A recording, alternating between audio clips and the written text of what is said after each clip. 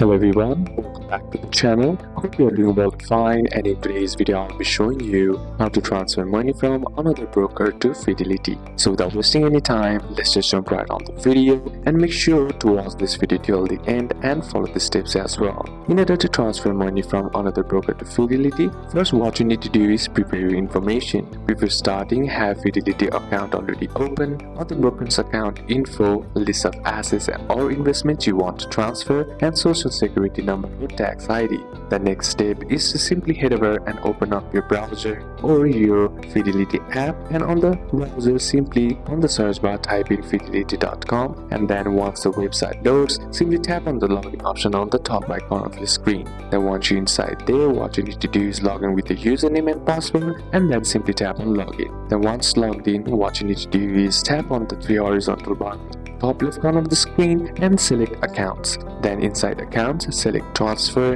and inside transfer, select transfer from another brokerage. Then simply click on start a transfer. The next step is to enter other broker details like broker name, account number at the other broker, and the type of account from individual, joint or retirement. Fidelity may automatically pull some info once you have entered the broker name. The next is to select assets to transfer. Choose full account transfer and move all holdings, or partial transfer to move only selected assets like cash, stocks or funds, and check carefully which some investments may not be transferable. Then lastly, review and confirm the transfer details, check for any fees and confirm your bank and account info, and then click on submit. Then transfer usually takes 3 to 7 business days, and Fidelity will notify you when the transfer is complete, and you can log in during the process to track your progress. So these are a couple of steps that you can apply, and that's it for today's video guys. Hope this video was useful to you.